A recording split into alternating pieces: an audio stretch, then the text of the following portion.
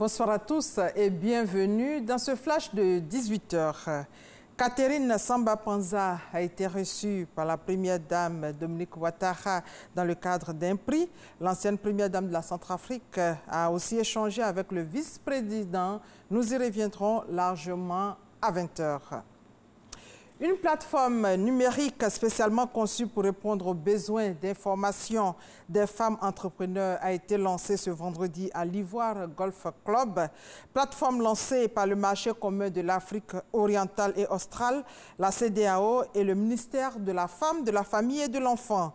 Le projet intitulé « 50 millions de femmes africaines ont la parole » est un projet qui vise à faciliter donc l'autonomisation économique des femmes. À 20 h, le reportage de Sephora Zegui. Et puis, votre dossier de ce soir est consacré à l'administration publique, à l'ère du numérique qui se modernise de plus en plus avec l'avènement du numérique dans le traitement des actes et procédures. Une volonté du gouvernement ivoirien qui vise à améliorer la qualité des services. Le numérique touche presque tous les services publics aujourd'hui. C'est un dossier signé Grace Kando et nous y reviendrons aussi ce soir à 20 h. Retour sur le salon de l'agriculture de Paris où le ministre des Ressources animales et halieutiques a signé une convention de partenariat avec l'organisation professionnelle du secteur de l'agro-industrie de France. Cette fêtière qui regroupe 250 professionnels va accompagner la Côte d'Ivoire dans sa politique de réorganisation de sa filière élevage bovin. Envoyé spécial Jean-Luc Bambo. Le projet est encore à l'état embryonnaire, mais l'idée de doter la Côte d'Ivoire d'un salon spécialement dédié à l'élevage poursuit son petit bonhomme de chemin, cette fois au Salon international de l'agriculture de Paris.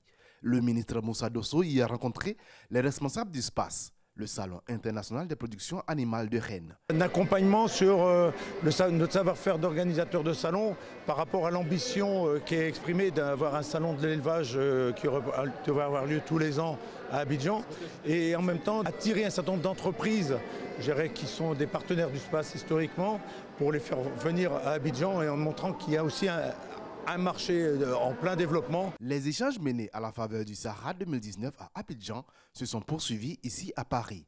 D'autres discussions qui ont abouti, cette fois, à une signature de convention, celle de l'ADEPTA en vue d'accompagner la Côte d'Ivoire dans la redynamisation de son élevage. L'ADEPTA est l'organisation des professionnels de l'agro-industrie française.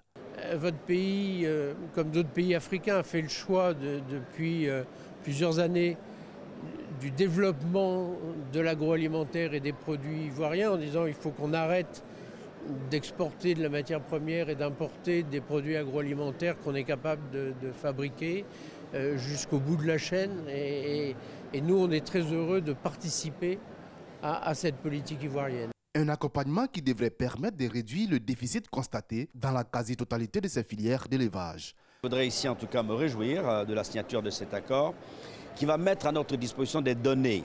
Comme vous le savez, il est important d'avoir cette base de données qui va permettre à la Côte d'Ivoire de prendre des mesures pour accompagner les secteurs avec l'appui technique de nos partenaires. Une journée ivoirienne donc bien pleine pour le ministre des Ressources animales et halieutiques au Salon international de l'agriculture de Paris.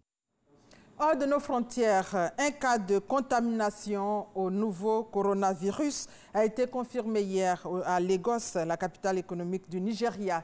Il s'agit d'un ressortissant italien. C'est le premier cas officiellement identifié en Afrique subsaharienne. La Suisse, elle non plus, n'est pas épargnée alors qu'elle n'avait recensé aucun cas. Jusqu'ici, le pays compte désormais 15 malades. Conséquence, Berne annule tous les rassemblements de plus de 1000 personnes, dont le salon de l'automobile de Genève qui devait démarrer dans quelques jours. En Syrie, les tensions montent entre Moscou et Ankara après la mort de 33 soldats turcs. La Turquie accuse l'armée syrienne d'être à l'origine de l'attaque, alors que l'OTAN condamne celle-ci. Poutine et Erdogan ont discuté au téléphone de la situation qui fait craindre une escalade.